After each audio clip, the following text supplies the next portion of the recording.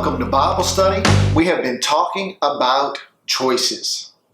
And our memory verse is Psalm 119:34. Do you remember what it says? I'm going to pull it up and we're going to say it together here. Psalm 119:34 says, "Help me understand your instruction, and I will obey it and follow it with all my heart."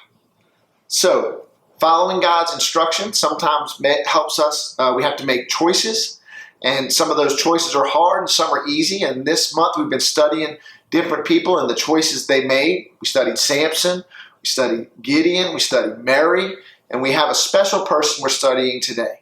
The person we're studying today was very rich. Everyone say money. All right, so when I was your age, I know for y'all, when you think about getting money, you think about like being a YouTube star, and that's how you can make a lot of money or something like that. But there wasn't a lot of ways to really make a lot of money quick when I was your age. So one way that I thought, oh, you can make money by doing this would be to get on a game show. Now, game shows came on TV, and I would watch them over the summer. And at 10 o'clock every day where I lived, The Price is Right came on. And in that show, it was a challenge to figure out the price of different items, and then basically it was a bunch of different games that had to do with cost of each item. So we're going to challenge you guys this morning with a little cost per item game, and I think Devin's going to share that with you. So let's turn it over to Devin for a little game time. All right, thanks, Brother Evan. So what we got for you guys is an awesome little game, and it's all about making the right choice, because that is what we're talking about today. So what we're going to do is I'm going to have some items on the screen, and I want you to tell me which one is the most expensive. Think you guys can handle it? All right, let's have our first two items on the screen. The first item we have today is a Duncan Butterfly Yo-Yo. This is your standard yo-yo. So is that more expensive than a Rubik's Cube? You have 3 seconds. And the item that is the most expensive at a retail price of $7.99 is the Rubik's Cube. Perfect. All right, next up we have a steak from Ingles or a hamburger from Five Guys. Which one of those is the more expensive item? Coming in at a retail price of $11.99 is the steak from Ingles. Next up, we have NBA 2K21 or Minecraft. Which one of those items is the more expensive item? Coming in at a retail price of $59.99, we have NBA 2K21. I'm sure you all knew that. And what about this one? A Barbie doll or a DIY personalized jewelry making kit? At a retail price of $25.99, we have the jewelry making kit. So those were pretty easy. I'm sure most of you went 4 for 4, if not 3 for 4, which is great. Now we're going to step it up a little bit. This time I'm going to give you a list of items, and you have to put them in order from the least expensive to the most expensive. All right, here we go. Our first list of items are Pokemon cards. This is your standard pack of Pokemon cards. A purple and teal Spalding brand new basketball, or a thing of Silly Putty.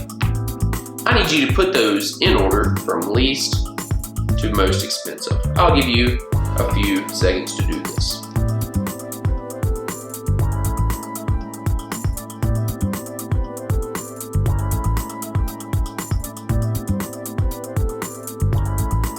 All right, I hope you all have got your answers locked in. Let's go from least to most expensive. Our least expensive item is the Silly Putty, coming in at $1.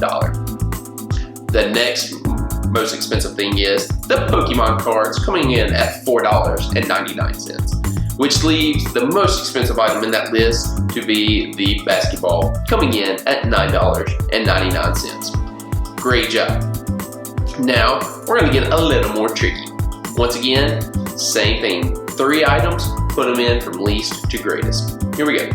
Our first item is a Slinky. Second, a can of corn. Third, a wet brush. Those are your 3 items. Which one's the least expensive? Which one's the most expensive? I'll give you a few seconds to determine that.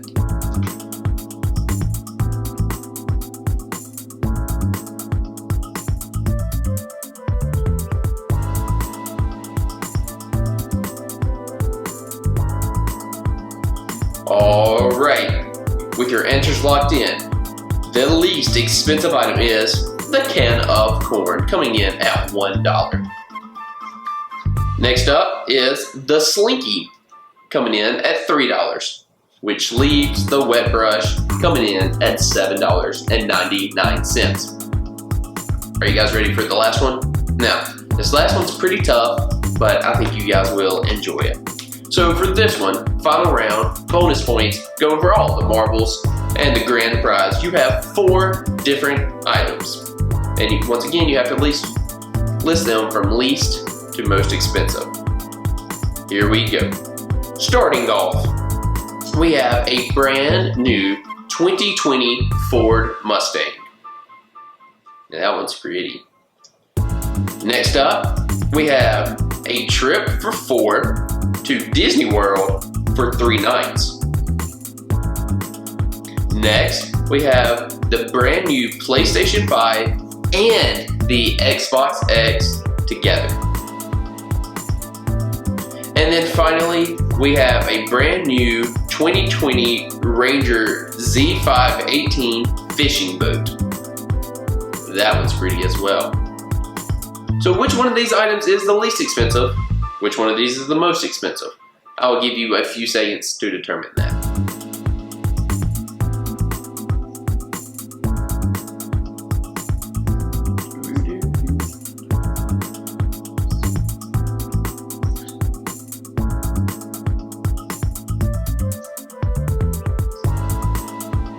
Alright, this one is kind of tricky, but here we go. Coming in at the least expensive item is the trip for 4 to Disney World for 3 nights. That is $769, which is still a lot of money. The next item, which is a little bit more expensive, is the brand new gaming consoles, the PlayStation 5 and the Xbox X. If you bought those together, you would spend $998 before tax. Now, we've got the Ford Mustang left and the fishing boat. Which one of those is the most expensive? Well, let's figure out what's next. So after the gaming consoles, we have coming in at $26,670 is the Ford Mustang. That's right. So the fishing boat is your most expensive, coming in at $39,095. Now, I hope you guys were able to make the right choices. If you did, you win the grand prize of an air high five. There you go, guys. So, what we're going to do now is we're going to kick it over to Brother Evan as he tells us this awesome story about this guy, and let's see if he makes the right choice. I'll see you guys later. I love that game, friends. And special correction on the rules. Now, if some of y'all put Disney as number 2 instead of number 1, like that the PlayStation and Xbox were first, then the Disney trip, we'll take that answer too, because that Disney trip was kind of tricky because basically on that 3 nights, you only had 1 day of tickets. But if you went tickets every day, that would fall after the system. So if you did video games, Disney trip, then Mustang, then boat, you get credit. You still win the game. Air high five for you. Now, for our lesson today, we're going to turn to Luke chapter 18. Now, this story is in multiple gospel accounts, but we're going to read the one out of Luke chapter 18, verse 18 to 23. So go ahead and turn there. Go ahead and pause, and then we'll pick back up. All right. Verse 18. A certain ruler asked him, "Good teacher, what must I do to inherit eternal life?" Now, verse 19 says, "Why do you call me good?" Jesus answered. "No one's good except God alone. You know the commandments. You shall not commit adultery. You shall not murder. You shall not steal. You shall not commit false testimony, and honor your father and mother." Well, all of these I have kept since I was a boy, he said. So he said, you know what? I kept all the commandments. And then when Jesus heard this, he said to him, "You still lack one thing. Sell everything you have and give to the poor, and you will have treasure in heaven. Then come and follow me." And verse 23 says, when he heard this, he became very sad because he was very wealthy. Now, what we have here is he had a choice to make. We've been talking about choices. The choice to make was to follow Jesus. He had to put Jesus first. But because he was so wealthy, he had all his riches and all the things he liked. He felt like he liked those more than selling them and doing what Jesus said. So his choice was a bad choice. He chose wealth and all that instead of eternity with Jesus. So bad choice for the rich guy. And you know what? The thing is, riches can become idols. They can become things that overtake our life. But basically, it's just putting something above Jesus. So make sure that we're keeping Jesus first and God first and spending time with him and that sort of thing. And make sure we don't let anything be more important than he is, because that's a bad choice, okay? And since we've been talking about money today, I thought we'd do a little bonus lesson. Everybody say bonus lesson. Yep. So this is just a little practical tip on what to do with your money so you'll actually have some money when you get older. You see, when I was your age, I grew up and I was really what I'd call a spender, not a saver. If I got money, I needed to spend it. I just wanted to buy stuff with it. And that carried on. But I had two friends who taught me some real valuable lessons. One of my friends bought a car before he got out of high school in cash because he worked real hard and he saved his money. And he was what I'd call a saver, okay? I was a spender, he was a saver. And then I had another friend who I met when I was a little older, and he loved missions, and he would give money to missions, and he would go on mission trips all the time. And I said, how in the world do you have money to do this? And so then he explained to me how he handled his money. And so this is what he did. He said, I have four things that I put my money towards. So biblically, when we make money, according to the Bible, we should give our tithe. And our tithe is 10%. So if we have $1, then we should give 10 cents to the church, okay? And now your offering could even be above that. So when we say tithes and offering, 10% is kind of expected. And then above that, we'd say that was our offering. Now it's extra, okay? But we refer to things as offering. It's just kind of confusing. But basically, give the church 10%. So if $1, 10 cents, okay? So then you have 90 cents left. All right.